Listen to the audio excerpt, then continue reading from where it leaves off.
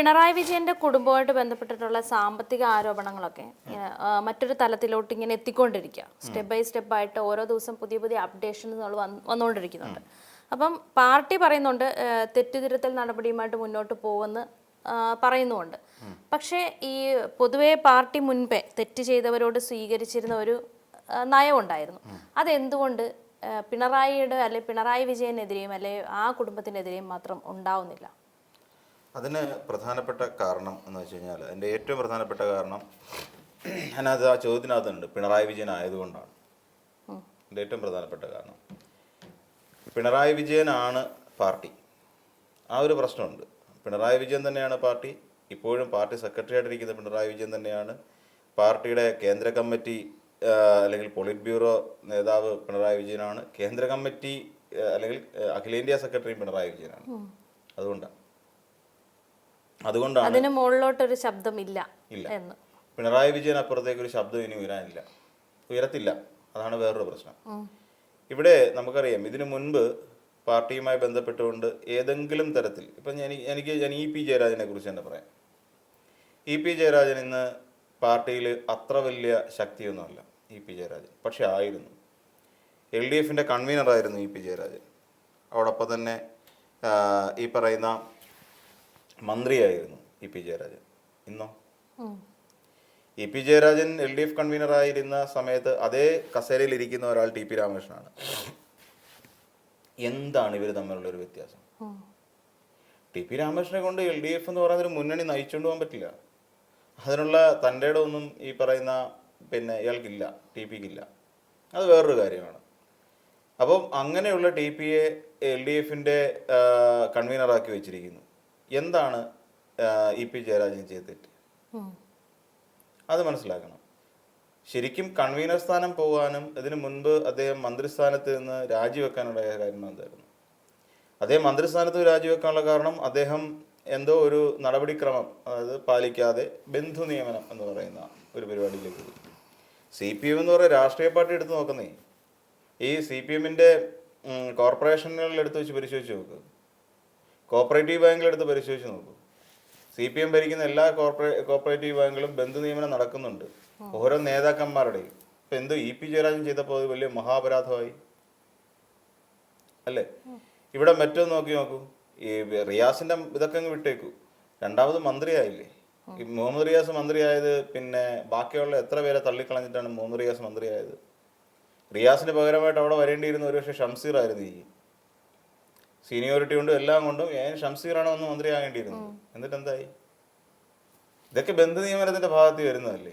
മരുമോനിസം എന്ന് പറയുന്ന പുതിയൊരു വെർഷൻ കേരളത്തിന് സമ്മാനിച്ച ആരാ? പിണറായി വിജയനാണ് അല്ലേ?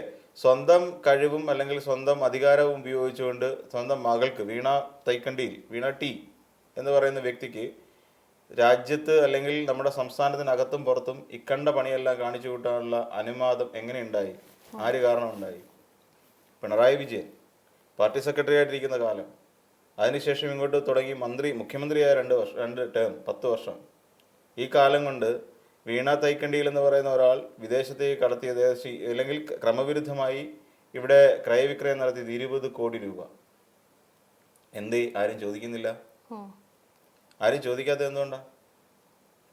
ഇവിടെ ഈ ഞാൻ നേരത്തെ സൂചിപ്പിച്ച പോലെ ഇ പിക്ക് കിട്ടാത്ത എന്ത് മാന്യതയാണ് വീണ തൈക്കണ്ടിയിൽ കൊടുക്കേണ്ടത്? ആലോചിച്ച് നോക്കൂ. വേറൊരു സഖാവ് ഉണ്ടായിരുന്നു, കോടിയേരി ബാലകൃഷ്ണൻ. ആ കോടിയേരി ബാലകൃഷ്ണനെ സംബന്ധിച്ചിടത്തോളം എൻ്റെ അറിവിൽ കോടിയേരി ബാലകൃഷ്ണൻ ഒരിടത്തും കൈയിട്ട് വാരിയിട്ടില്ല. തൻ്റെ കഴിവ് ഉപയോഗിച്ചുകൊണ്ട് തൻ്റെ മക്കളെ മുന്നോട്ട് കൊണ്ടുപോകാൻ കോടിയേരി ചിന്തിച്ചിട്ടില്ല. അത് കോടിയേരി മരിച്ചതിന് ശേഷമാണ് ബിനീഷ് കോടിയേരി എന്ന് പറയുന്ന അദ്ദേഹത്തിൻ്റെ മകൻ ഷോൺ ജോർജുമായി ചേർന്നിട്ട് ഒരു അഭിഭാഷക അല്ലെങ്കിൽ ഒരു അസോസിയേറ്റ്സ് ഉണ്ടാക്കിക്കൊണ്ട് അഡ്വക്കേറ്റ്സുമാരുള്ള ഒരു ഗ്രൂപ്പ് ഉണ്ടാക്കി ഹൈക്കോടതി പ്രാക്ടീസൊക്കെ തുടങ്ങുന്നതിന് വേണ്ടിയിട്ട്. മറ്റേയാളൊരു മീൻകട ഇട്ടു.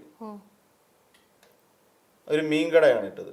വലിയ തോതിൽ എയർ കണ്ടീഷൻഡ് ആയിട്ടുള്ള, അത് ലോക്കലല്ല, എയർ കണ്ടീഷൻഡ് ആയിട്ടുള്ള ഒരു മീൻകട പിണറായിയുടെ മറ്റൊരു മോനിട്ടു. പിണറായി സാഹബ് പാർട്ടി സെക്രട്ടറി സ്ഥാനം രാജിവെച്ചു. എല്ലാവരും പറഞ്ഞ അദ്ദേഹത്തിന് അസുഖം ഉള്ളത് കൊണ്ടാണ്. പക്ഷേ അസുഖത്തിന് കുറച്ച് മുമ്പ് വരെ പോലും അദ്ദേഹത്തിന് ആ പാർട്ടി സെക്രട്ടറി സ്ഥാനത്ത് തുടരാമായിരുന്നു. കാര്യം പാർട്ടി സെക്രട്ടറി എന്നുള്ള നിലയിലേക്ക് ശക്തനായിരുന്നു. ഒരാളെ വെല്ലുവിളിക്കണമെന്ന് പറഞ്ഞാൽ ആ സമയത്തും അദ്ദേഹത്തിന് കീമോതെറാപ്പിയൊക്കെ ചെയ്തുകൊണ്ടിരിക്കുന്ന സമയമാണ്. ആ സമയത്ത് പോലും ഒരാളെ വെല്ലുവിളിക്കണമെങ്കിൽ മുണ്ടും കുത്തി കൊടുത്തുകൊണ്ട്, മുണ്ടും മടക്കി കൊടുത്തുകൊണ്ട് വെല്ലുവിളിക്കാൻ ചങ്കൂറ്റമുള്ള നേതാവായിരുന്നു. ഒരാൾ പോലും വന്ന് കോടിയേരിക്കെതിരായിട്ട് ഒരു അക്ഷരം, കമാന്നൊരു അക്ഷരം മിണ്ടത്തില്ല. അത്ര ശക്തനായ നേതാവ് തന്നെയായിരുന്നു കോടിയേരി ബാലകൃഷ്ണൻ. എന്തുകൊണ്ടാണ് അദ്ദേഹം വീണുപോയത്? ആ കോടിയേരി രാജിവെച്ചിറങ്ങിപ്പോയി. ഇവിടെ രാജിവെക്കണമെന്നൊന്നും പറയുന്നില്ല, ഒരു മര്യാദ കാണിക്കണം, ഒരു മര്യാദ കാണിക്കണം. ഇവിടെ കോൺഗ്രസ്സുകാർ മര്യാദ കാണിക്കുന്നുണ്ട്. കോൺഗ്രസ്സുകാർ ഇതുവരെ പ്രതിപക്ഷ നേതാവ് എന്നുള്ള നിലയിൽ നിന്നുകൊണ്ട് പ്രതിപക്ഷ നേതാവ് രാജിവെക്കണമെന്ന് കോൺഗ്രസ് ഇതുവരെ ആവശ്യപ്പെട്ടിട്ടില്ല, ED അന്വേഷണം നടക്കുന്നതുമായി ബന്ധപ്പെട്ടുകൊണ്ട്. കാരണം കോൺഗ്രസിന്റെ നിലപാട് വ്യക്തമാണ്. കോൺഗ്രസ് അവിടുന്ന് അഖിലേന്ത്യാ തലത്തിൽ അല്ലെ ദേശീയ തലത്തിൽ കോൺഗ്രസ് EDക്കെതിരാണ്. കാര്യം പിന്നെ നാഷണൽ ഹെറാൾഡ് കേസുമായി ബന്ധപ്പെട്ടുകൊണ്ട് സോണിയാഗാന്ധിയെയും രാഹുൽ ഗാന്ധിയെയും ഒരുമിച്ചിരുത്തി ചോദ്യം ചെയ്തിരുന്നു, മണിക്കൂറുകളോളം ചോദ്യം ചെയ്തു ED. അതുകൊണ്ട് തന്നെ ദേശീയ തലത്തിൽ EDക്കെതിരായി ശക്തമായ നിലപാട് സ്വീകരിച്ചിട്ടുണ്ട് കോൺഗ്രസ്. അതുകൊണ്ടാണ് ഇതുവരെ മുരളീധരൻ എടുത്തു നോക്കിയോളൂ, മുരളീധരൻ ഒന്നും പറഞ്ഞിട്ടില്ല. ഇന്ന് നമ്മുടെ മുഖ്യമന്ത്രിയോട് ചോദിച്ചു, മുഖ്യമന്ത്രിയും രാജിവെക്കണമെന്ന് പറഞ്ഞിട്ടില്ല. കാര്യം ED അങ്ങനെ ഒരു തലത്തിലാണ് ആ കേസിനെ കാണുന്നത്. അല്ലെങ്കിൽ EDയുടെ കാര്യം ഇതുവരെ നമ്മൾ ഒന്ന് വിശദമായി പരിശോധിച്ചാൽ ED കഴിഞ്ഞ കാലഘട്ടങ്ങളിലൊക്കെ പിണറായി വിജയനെതിരായി എടുത്തിട്ടുള്ള കേസുകളെല്ലാം വെറും ബലൂണുകളായിരുന്നു, അല്ലെങ്കിൽ നീർക്കുമിളകളായിരുന്നു എന്ന് പറയുന്നത് ശരി. ഇതിനു മുമ്പ് പിണറായി വിജയനെ തകർക്കാൻ വേണ്ടിയിട്ട് ചെയ്തൊരു സാധനമാണ് നമ്മുടെ ഈ കേസ്, എന്താണ് സ്വർണ്ണക്കടത്ത് കേസ്. അതിൽ അന്വേഷണം ഇടം വരെ എത്തി. പിണറായി വിജയൻ കുടുങ്ങിയ KT ജലീൽ കുടുങ്ങിയ. KT ജലീലിനെതിരായി വന്ന ആരോപണം എന്തായിരുന്നു? ഖുറാനകത്ത് സ്വർണ്ണ ബിസ്ക്കറ്റ് കടത്തി, ഈന്തപ്പഴത്തിനകത്ത് സ്വർണം കടത്തി, ബിരിയാണി ചെമ്പിൽ ക്ലിഫ് ഹൗസിലേക്ക് സ്വർണം കൊണ്ടുപോയി. എന്തൊക്കെയായിരുന്നു ഇവിടെ ED പിന്നെ എഴുതി തയ്യാറാക്കി വെച്ച പത്രക്കുറിപ്പുകൾ. പത്രക്കാർ അറിയുന്നത് പിന്നെ പിണറായി വിജയന്റെ ക്ലിഫ് ഹൗസിലോട്ട് ക്യാമറയും കൊണ്ടുപോയിട്ടൊന്നുമല്ല, ഇവര് പറഞ്ഞതിൽ നിന്നാണ് പത്രക്കാർ അറിയുന്നത്.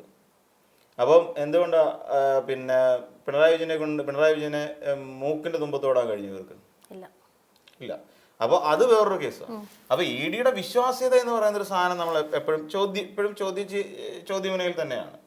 പക്ഷേ കരിമണൽ കർത്തയുടെ ഡയറിക്കകത്ത് നിന്ന് കണക്കുകൾ പരിശോധിക്കുമ്പോൾ 2.5 കോടി രൂപ 2.25 കോടി രൂപ വീണ തൈക്കണ്ടിയിൽ ലഭിച്ചിട്ടുണ്ട് എന്നുള്ള വസ്തുതയാണ്. അതിനകത്ത് യാതൊരു തർക്കവുമില്ല. ഇനിയും ഈ ഡയറി കുറിപ്പും തുണ്ടുപേപ്പറിനകത്ത് എഴുതി വെച്ച സാധനം വെച്ചിട്ടാണോ ED കേസ് മുന്നോട്ട് കൊണ്ടുപോകേണ്ടതെന്ന് പറയുന്നത് വേറൊരു ചോദ്യം നമ്മുടെ മുന്നിലുണ്ട്. 180 കോടിക്ക് മുകളിൽ നടത്തിയിരിക്കുന്ന അഴിമതി, ആ അഴിമതി അത്രയും കോടിയുടെ അഴിമതിയാണ് നടത്തിയിരിക്കുന്നത്. അത് കരിമണൽ കർത്ത എന്ന് പറയുന്ന ആള്. ഇതിൽ ED അന്വേഷിച്ചുകൊണ്ടിരിക്കുന്നത് എത്രയാണ്? SFI അന്വേഷിച്ചതും ED അന്വേഷിക്കുന്നതും കരിമണൽ കർത്തയുമായി ബന്ധപ്പെട്ട കേസാണ്. കരിമണൽ കർത്ത 180 കോടിക്ക് മുകളിൽ ഇവിടെ അഴിമതി നടത്തി എന്നുള്ളതാണ്. വീണ തൈക്കണ്ടിയിലെയും 3 കോടിയേ ഉള്ളെന്ന് കൂട്ടിക്കും. 3 കോടിയേ ഉള്ളൂ. 182 കോടിയാണ് അതിനകത്ത് വരുന്നത്. ബാക്കി 79 കോടി എവിടെ പോയി എന്ന് ഇതുവരെ ED പറയുന്നുണ്ടോ? ഇതിനകത്ത് വേറൊരു വസ്തുതയുള്ളതാണ്. ആകെപ്പാടെ 3 കോടി രൂപയാണ് കരിമണൽ കർത്തയുടെ കയ്യിൽ നിന്ന്, അല്ലെങ്കിൽ ഈ പറയുന്ന ഇവരുടെ കയ്യിൽ നിന്ന് മേടിച്ചിട്ടുള്ളത്. ശശീരൻ കർത്ത വീണ തൈക്കണ്ടിയിൽ കിട്ടിയിട്ടുള്ള അത്രേ ഉള്ളൂ. ഇവിടെ ശശീരൻ കർത്ത വെട്ടിച്ച എത്രയാ?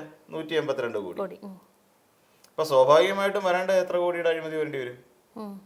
179 കോടി എവിടെ പോയി എന്നൊരു ചോദ്യം ബാക്കി എല്ലാവരുടെയും മനസ്സിലുണ്ട്. അതെന്താ ED അന്വേഷിക്കാത്ത?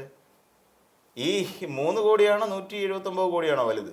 179. അപ്പൊ അതിന്റെ കൂടെ അന്വേഷണം നടക്കണ്ടേ? പക്ഷെ അതിന്റെ അന്വേഷണം നടക്കുന്നില്ല. അപ്പൊ ഇത് ഫോക്കസ്ഡാ, ഈ അന്വേഷണം ഫോക്കസ്ഡാ. അതായത് വീണ തൈക്കണ്ടിയിലിനെ പിണറായി വിജയനെ ഇവിടെ കണക്ട് ചെയ്യാൻ വേണ്ടി മാത്രം നടക്കുന്ന ഒരു അന്വേഷണമായിട്ട് വേണമെങ്കിൽ നമുക്കിതിനെ വ്യാഖ്യാനിക്കാം. എന്നിരുന്നാൽ തന്നെയും ഈ അന്വേഷണം നടക്കുന്ന സമയത്ത് പാർട്ടി സ്വീകരിക്കേണ്ട നിലപാടുകൾ സ്വീകരിക്കാം. തെറ്റ് തിരുത്തുക എന്നാണ് പാർട്ടി പറയുന്നത്. എന്നിട്ട് തെറ്റ് തിരുത്തപ്പെടുന്നുണ്ടോ? എവിടെയാണ് തെറ്റ് തിരുത്തുന്നത്? ഇപ്പൊ തന്നെ പാർട്ടി ഗോവിന്ദമാഷ് എന്ന് പറയുന്ന ആള് പാർട്ടിയെ തൻ്റേതാക്കി നീക്കി പിണറായി വിജയനെ സൈഡ് ലൈൻ ചെയ്യുക. ഇപ്പൊ സംഭവിച്ചുകൊണ്ടിരിക്കുന്ന കാര്യത പിണറായി വിജയനെ സൈഡ് ലൈൻ ചെയ്തുകൊണ്ട് താൻ മേലോട്ട് കയറി പോവുക എന്ന് പറയുന്ന ഒരു കോൺസെപ്റ്റിലേക്കാണ് ശരിക്കും പിന്നെ ഗോവിന്ദമാഷ് നിൽക്കുന്നത്. അതുകൊണ്ടാണ് ഗോവിന്ദമാഷ് തനിക്ക് ഇഷ്ടപ്പെട്ടവരെ അവിടെ തിരികെ കയറ്റാൻ ശ്രമിക്കുന്നത്. ചിന്താ ജെറോമിനെ പാർട്ടി പിന്നെ DYFIയിലേക്ക്, DYFIയിൽ തന്റെ അധീശത്വം ഉറപ്പിക്കുകയാണ് ഇവിടെ ഗോവിന്ദമാഷ് ചെയ്യുന്നത്. അപ്പം ഇവിടെ തെറ്റ് തിരുത്തപ്പെടുന്നില്ല, തെറ്റുകളൊന്നും തിരുത്തപ്പെടുന്നില്ല. തെറ്റുകളെല്ലാം അതേപടി നിൽക്കുകയാണ്. അതേപടി തെറ്റുകൾ നിർത്തിക്കൊണ്ട് പുതിയ തെറ്റുകൾ ചെയ്യുകയാണ് പാർട്ടി ചെയ്തുകൊണ്ടിരിക്കുന്നത്. അപ്പൊ അത് തടയപ്പെടണം. അത് തടയപ്പെടുന്നതിന് വേണ്ടിയിട്ട് ശരിക്കും പറഞ്ഞാൽ ഇവിടെ ഇനി ഒരു ബദൽ സംവിധാനം പാർട്ടിക്കുള്ളിൽ ഉണ്ടാവണം. ഇതിനെല്ലാം ചോദ്യം ചെയ്യാൻ കഴിയുന്ന തരത്തിലേക്ക് നേതൃത്വത്തെ അങ്ങോട്ട് നീക്കി നിർത്തിക്കൊണ്ട് നേതൃത്വത്തെ ചോദ്യമുനയിൽ നിർത്താൻ പറ്റുന്ന അണികൾ ഇവിടെ ഉണ്ടാവണം. അതാണ് വി കുഞ്ഞികൃഷ്ണൻ എഴുതിയതുപോലെ എന്താണ് നേതാക്കളെ അണികൾ തിരുത്തുമ്പോൾ എന്ന് പറയുന്ന പുസ്തകമാണ് അദ്ദേഹം എഴുതിയിരിക്കുന്നത്, കുഞ്ഞികൃഷ്ണൻ പയ്യന്നൂരുകാരൻ.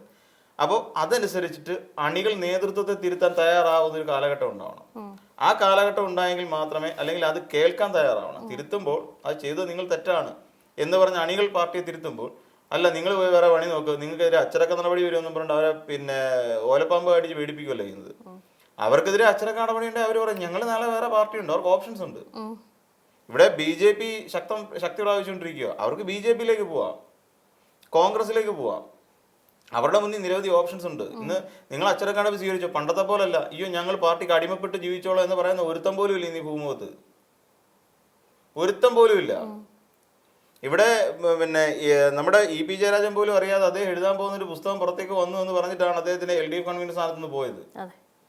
പുള്ളി പോലും അറിഞ്ഞില്ല, പുള്ളി അങ്ങനെ ഒരു പുസ്തകം എഴുതിയിട്ടില്ല. കട്ടൻ ചായയും പരിപ്പോടെ ഒരു കമ്മ്യൂണിസ്റ്റിന്റെ ജീവിതം എന്നാണ് പുസ്തകത്തിന്റെ തലക്കെട്ട്. പുസ്തകത്തിന്റെ പേരതാണ്. അതും പറഞ്ഞുകൊണ്ട് എന്തൊക്കെയോ എഴുതിക്കൂട്ടി വെച്ചു എന്നും പറഞ്ഞുകൊണ്ട് അദ്ദേഹത്തിന് ആത്മകഥ പുറത്തേക്ക് വന്നു. അങ്ങനെ ആത്മകഥ പുറത്തേക്ക് വന്നുകൊണ്ട് EP ജയരാജൻ കുറ്റക്കാരനായി. അപ്പം ആ EP ജയരാജൻ പാർട്ടിയുടെ ഇതിനകത്ത് LDF കൺവീനർ സ്ഥാനത്ത് ഇരിക്കാൻ പാടില്ല, ഇറങ്ങി പൊക്കോളാൻ പറഞ്ഞു. EP പറഞ്ഞു വിട്ടു. പിന്നീട് EP പുസ്തകം ഇറങ്ങി, ഇതാണ് എൻ്റെ ജീവിതം, അതാണ് EP പുസ്തകം, ആത്മകഥ അതാണ്. അപ്പം ഇതൊക്കെ എങ്ങനെ സംഭവിക്കുന്നു? അപ്പൊ പാർട്ടിയിൽ തരംതിരിവുണ്ടോ?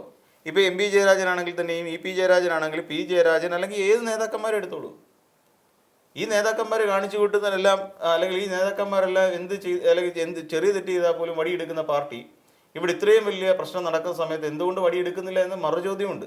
അത് അണികൾക്കിടയിൽ ശക്തമാണ്. അപ്പം അണികൾ ഇതിനകത്ത് വരുന്ന 100%, 90% അണികൾ വിശ്വസിക്കുന്നതെന്നറിയോ, പാർട്ടിക്ക് അപ്പുറത്തേക്ക് ഒരു നേതാവ് വളരാൻ പാടില്ല എന്നുള്ളത് തന്നെയാണ്. അങ്ങനെ പാടില്ല. പാർട്ടിയുടെ എല്ലാ അച്ചടക്കങ്ങളിലും ഒരുമിച്ച് അകത്ത് നിന്നുകൊണ്ട് വേണം ഒരു പാർട്ടി പ്രവർത്തകൻ നിൽക്കേണ്ടത്. അത് പിണറായി വിജയനാണെങ്കിലും ശരി, വി ഗോവിന്ദൻ മാഷാണെങ്കിലും ആരാണെങ്കിലും. TK ഗോവിന്ദൻ മാസ്റ്ററെ പറഞ്ഞു വിട്ടത് എന്താ? ചോദ്യം ചെയ്തു TK ഗോവിന്ദൻ മാസ്റ്റർ. തളിപ്പറമ്പില് ഗോവിന്ദൻ മാഷിന്റെ ഭാര്യ സ്ഥാനാർത്ഥിയായ സമയത്ത് ചോദ്യം ചെയ്തു. അതാണ് TK ഗോവിന്ദൻ മാസ്റ്റർ ചെയ്ത തെറ്റ്. അപ്പം വിമതനായി, ഗോവിന്ദൻ മാസ്റ്റർ വിമതനായി, പുറത്തേക്ക് പോക്കോളാൻ പറഞ്ഞു. ഇത് ചെയ്യാൻ ചങ്കൂറ്റുള്ള പാർട്ടിക്ക് എന്തുകൊണ്ടാണ് ഇവിടെ നടപടി എടുക്കാൻ പറ്റാത്തത്? MA ബേബി വെറും കടലാസി ഒരു റബ്ബർ സ്റ്റാമ്പാ. അഖിലേന്ത്യാ സെക്രട്ടറി എന്നുള്ള പേര് മാത്രമേ ഉള്ളൂ. അഖിലേന്ത്യാ സെക്രട്ടറിക്ക് എന്ത് കാര്യം? അഖിലേന്ത്യാ സെക്രട്ടറിക്ക് ഒരു വിലയില്ല എന്ന് പറയുന്ന പോലെയാണ് ഇപ്പോഴത്തെ പാർട്ടി സംവിധാനം. അടിമുടി മാറേണ്ടതുണ്ട്. പിണറായി വിജയൻ എന്ന് പറയുന്ന നേതാവ് ഇനിയും ഇതിനകത്ത് കാലവിളംബം എടുത്താൽ അണികൾ കൊഴിഞ്ഞു പോകും, പ്രവർത്തകർ കൊഴിഞ്ഞു പോകും. അവർക്ക് വേറെ ഓപ്ഷൻസ് ഇന്ന് കൺമും ഇഷ്ടം പോലെയുണ്ട്. അവർക്കിപ്പോൾ ഭരണ പാർട്ടിയുടെ കൂടെ കയറുന്നതിന് അവർക്ക് ഒരു പ്രശ്നമില്ല. അവിടെ യാതൊരു ക്രൈറ്റീരിയ ഇല്ല. നിങ്ങൾ യൂത്ത് കോൺഗ്രസിൽ ഇത്ര കാലം പ്രവർത്തിച്ച്, KSU പ്രവർത്തിച്ച്, എന്നിട്ട് പാർട്ടി അംഗത്വം എടുക്കണം, യാതൊരു നിയമവും ഇല്ല അതിനകത്ത്. അവർക്ക് വേറെ വഴിയിലേക്ക് അവർ പോകും. അതിട്ട് പോയിട്ട് ഏറ്റവും അവസാനം പാർട്ടിയുടെ ബലം കുറഞ്ഞു, അംഗബലം കുറഞ്ഞു എന്നൊക്കെ പറഞ്ഞുകൊണ്ട് അടുത്ത വേണം പാർട്ടി സമ്മേളനം നടക്കുന്ന സമയത്ത് വിളിച്ചു പോയിട്ട് കാര്യമില്ല. ഇതെല്ലാം പാർട്ടി സമ്മേളന സമയത്ത് പൊങ്ങി വരും. പാർട്ടി സമ്മേളന സമയത്ത് പൊങ്ങി വരികയും ചെയ്യും, ചോദ്യം ചോദിക്കുക തന്നെ ചെയ്യും ഈ പറയുന്ന പാർട്ടി നേതാക്കന്മാരോട്. അതാദ്യം ഈ തലപ്പത്തിരിക്കുന്നതിന് ഓർത്താ കൊള്ളാം.